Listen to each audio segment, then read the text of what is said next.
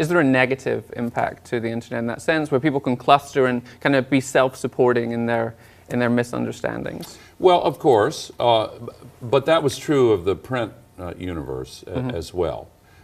And what the internet-based communities have in common with the print-based communities that generated the Enlightenment and the emergence of modern democracy is that even though there are wild views that are clearly wrong expressed, and people have the freedom to do it as they should, the group wisdom, the collective wisdom, filters that out, and people can judge for themselves.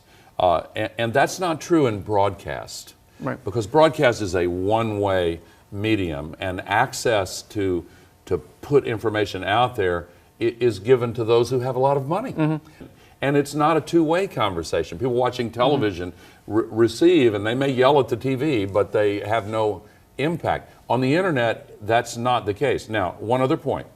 It is true that on the internet, there is this tendency for people to self-organize in groups that share their opinions.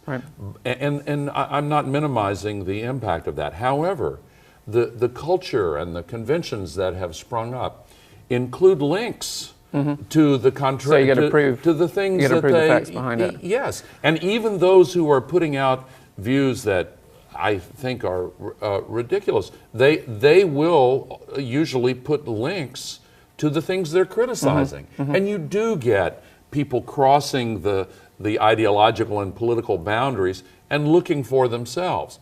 And deciding for themselves. And over time, that does create collective learning. So, social media is good for facts overall? I think it is. Or do you think that, that there's a continuing doubt of science? Well, of course there's doubt. The majority still don't agree with the theory of evolution. And it's long since been abundantly proven. But I do think, yes, it's moving in the right direction. There's no question about that. One of the things that has slowed down this creation of collective wisdom is that the large carbon polluters and ideological allies of theirs that want to diminish the role of government however they can, they have pumped hundreds of millions of dollars every year in this country alone to try to create false doubt. And their internal documents that have been leaked to the press, you can find them easily on the internet. Years ago, they spelled out exactly what they're doing. And the model that they used for this campaign was the tobacco industry's model. Thank you for smoking. For disputing the scientific connection between cigarettes and lung cancer. And they wanted to slow down the congealing of collective wisdom that, oh, this is really a horrible practice and we need to stop it. So why wasn't it really a big issue? I mean, maybe in the last few days of the election, but in the election it didn't seem that climate change was a major issue at all. Well, politicians are scared to talk about it because the consensus around the truth of the science is still building.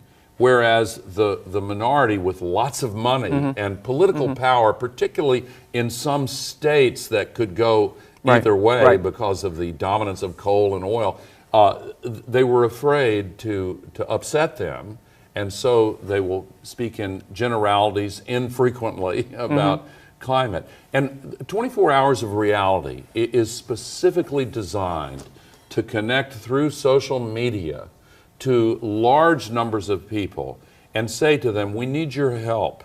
These political leaders and policymakers are under the thumb of the large carbon polluters, and the only thing that can shift the balance is when large numbers of people say, look, this is reality, we've got to deal with it.